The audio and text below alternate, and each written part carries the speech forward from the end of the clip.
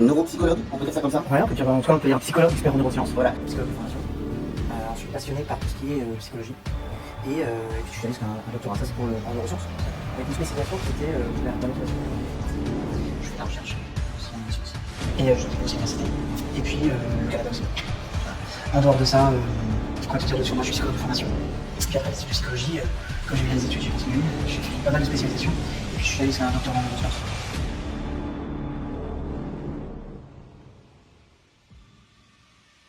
Il a construit sa popularité sur un CV hors norme, coach, formateur de coach, psychologue, psychosociologue, psychosocialiste, docteur en neurosciences, neuroscientifique, expert en neurosciences, chercheur, enseignant à l'université, titulaire d'une chaire de recherche à Tel Aviv mais également hypnothérapeute et conférencier. Il a fondé l'Institut des neurosciences appliquées à Levallois-Perret. David Lefrançois, c'est la première enquête que j'ai souhaité partager avec vous. Bienvenue dans Survolté.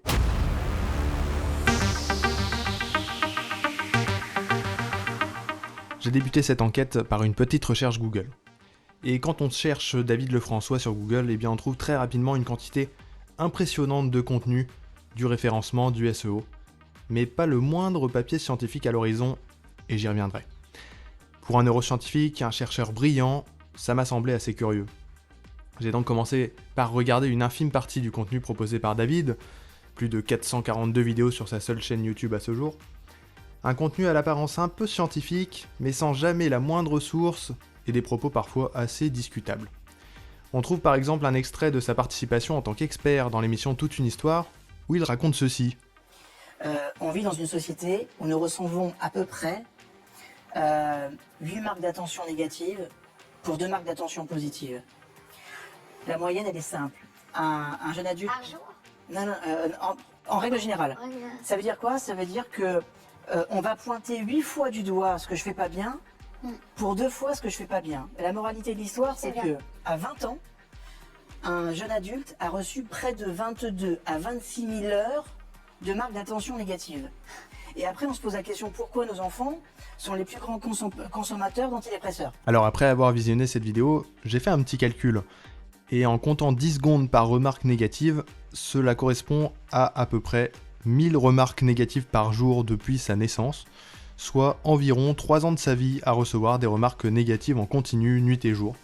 Je vous laisse conclure sur la véracité de cette donnée. Alors bonjour, moi je m'appelle David Lefrançois, je suis psychologue, docteur en neurosciences. David prétend être docteur en neurosciences, alors j'ai commencé par faire une petite recherche sur thèse.fr qui recense toutes les thèses françaises soutenues depuis 1985 et je n'ai rien trouvé. J'ai donc consulté la littérature ensuite parce que, même s'il a fait sa thèse à l'étranger, un docteur en sciences, en général, publie au moins un papier en revue à comité avant de soutenir sa thèse. Alors on trouve bien David Lefrançois, prof des universités en sciences de l'éducation, mais c'est pas un prof des universités ou un chercheur en neurosciences, en fait ce David Lefrançois-là c'est un homonyme, et on ne trouve donc aucun papier en revue à comité par l'homme qu'on recherche. Pas la moindre publication pour un docteur, chercheur, titulaire d'une chaire de recherche, ça m'a semblé un peu curieux. Et aujourd'hui je partage ma vie autour de l'Institut des neurosciences appliquées à Paris, qui forme des coachs professionnels et qui met à jour des psychologues, des psychiatres sur tout ce qui est nouveau en neurosciences. Je donne également des cours à l'université et une autre partie de mon temps, je fais de la recherche en neurosciences où je collabore avec plusieurs universités, notamment une importante qui est où je vis en Israël. J'ai donc pris contact avec David, directement sur ses réseaux sociaux et par mail, et aucune réponse. Alors je l'ai relancé plusieurs fois, et un an après, je le relance et soudain, une réponse. David me propose d'échanger via WhatsApp, ce que j'accepte. Je lui explique que je souhaiterais consulter sa thèse, ce que tout chercheur au passage prendrait plaisir à entendre comme demande et à satisfaire. Il m'affirme être docteur en neurosciences de l'université de Kiev, que son mémoire est en ukrainien et qu'il ne peut pas me le faire parvenir par voie numérique. Je lui demande alors tout simplement le DOI, donc l'identifiant digital de l'une de ses publications de recherche. Ma demande reste sans réponse, en dehors de quelques petites menaces, malgré mon approche certes critique, mais courtoise. Je décide alors de contacter l'université de Kiev, dont il prétend être docteur, qui, malgré le contexte actuel, prend ma demande très au sérieux et y répond après une petite vérification interne. Je vous lis la réponse traduite. Cher monsieur, je m'appelle Pavel Belan, Je suis titulaire d'une chaire de biomédecine et de neurosciences à l'université de Kiev, et on m'a demandé de répondre à votre message. Je vous informe officiellement que nous n'avons pas de programme de doctorat en neurosciences dans notre université, nous n'avons qu'un programme de master dans ce domaine. Monsieur David Lefrançois n'a jamais suivi aucun programme de notre université. Il s'appelle David Lefrançois, il est psychologue, docteur en neurosciences, directeur de l'Institut des neurosciences appliquées. Voilà, donc il est coach évidemment. Alors après un échange avec ce professeur, je reçois également une réponse du directeur de l'université de Kiev, carrément, que je vous lis également traduite en français. Cher monsieur, je n'ai aucune idée de qui est David Lefrançois, il n'a aucun lien avec notre université. Salutations, Alexandre Corduc, directeur de l'université académique de Kiev. Et aujourd'hui, avec toutes ces spécialités en neurosciences que j'ai développées au fil du temps, je dirais qu'un coach c'est un expert en tout ce qui va être neuroplasticité autodirigée. C'est-à-dire, on va augmenter les potentiels le potentiel et les capacités de ta dimension psychologique et neurologique pour que tu atteignes des résultats. Et aujourd'hui, les neurosciences nous ont apporté des sciences, des renforcements, des techniques spécifiques pour améliorer nos résultats et obtenir plus de performance sur la durée. Il n'y a donc aucune trace de son doctorat à l'université même où il prétend avoir réalisé ce travail. Doctorat qui n'est même pas proposé par l'université, qui s'arrête au niveau master en neurosciences. Alors pour finir mon enquête sur le parcours académique de ce monsieur, j'ai voulu vérifier une autre allégation qu'il a tenue dans des interviews. Il a été présenté sur plusieurs écrits comme titulaire d'une chaire de recherche à Tel Aviv. Depuis qu'il sait que je m'intéresse un petit peu à son parcours et que je fais des recherches sur lui, il a un peu fait le ménage sur cette allégation un peu énorme.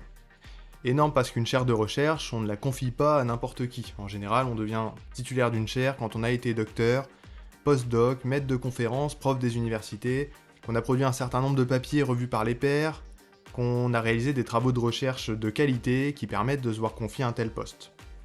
Alors lorsque j'ai interrogé David sur ce point, il a nié avoir tenu ce propos et m'a expliqué que c'était une invention de son intervieweur. Ce qui semble assez curieux d'inventer une telle information. Mais surtout, j'ai retrouvé ce propos sur différentes interviews. Ce serait donc le fruit de l'invention de plusieurs personnes différentes ayant interviewé David. Incroyable. Alors bien que David ait réfuté lui-même ce propos, j'ai contacté l'université de Tel Aviv et sans surprise, voici sa réponse. Cher monsieur, nous avons vérifié dans les bases de données de l'université et il n'y a pas de chercheur affilié à l'université du nom de David Lefrançois à notre connaissance.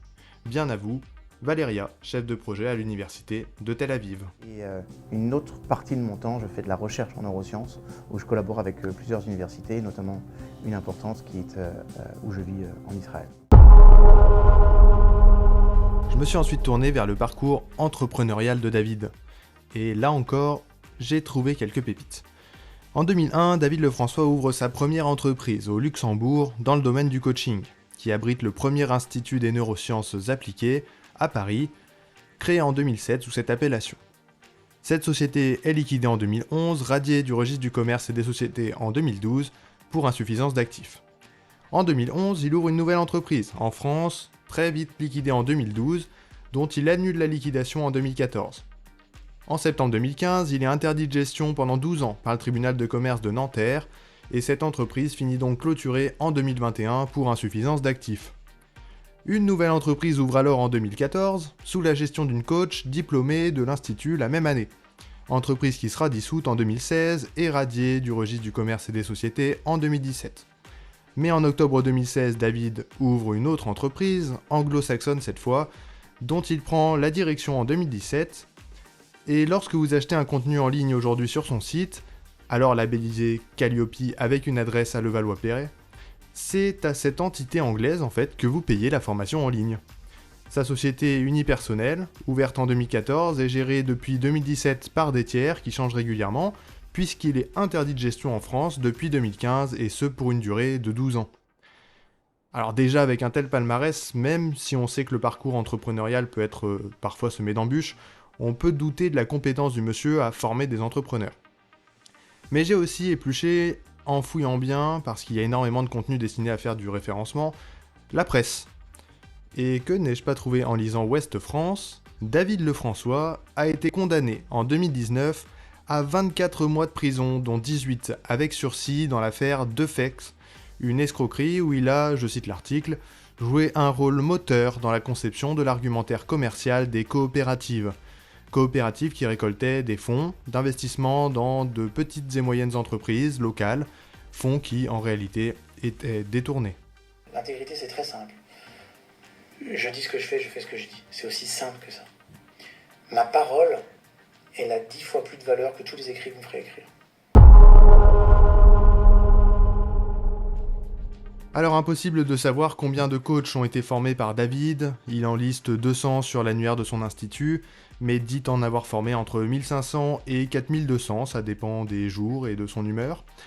L'enquête que j'ai réalisée a été publiée sur la menace terroriste et vous la retrouverez bien plus complète que ce podcast. Et on m'a déjà alerté sur des coachs issus de cet institut qui ont déboursé 6 000 € et se disent désormais eux-mêmes chercheurs en neurosciences. Alors si vous rencontrez un coach qui se dit formé ou expert en neurosciences, vous savez maintenant d'où il tire son expertise, et j'aurais tendance à vous recommander de douter de ses compétences en la matière.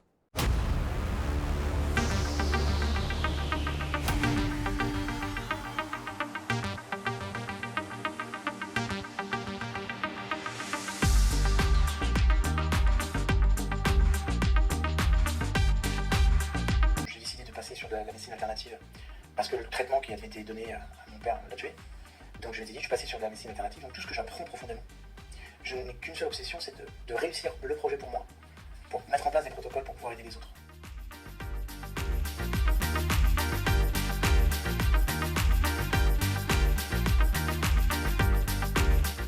Changer les mémoires cellulaires. Je vous en parlerai parce que c'est vraiment passionnant. Et il y a des nouveaux protocoles qui viennent de débarquer, qui sont des trucs de dingue et qui permettent de guérir des choses incroyables.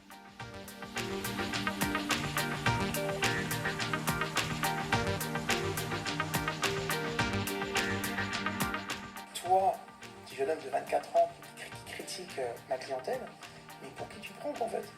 Pour qui tu te prends? Qui est faible dans l'histoire? Donc voilà, c'est juste important de comprendre que ce que vous promettez, vous le donnez. Je fais de la recherche en neurosciences.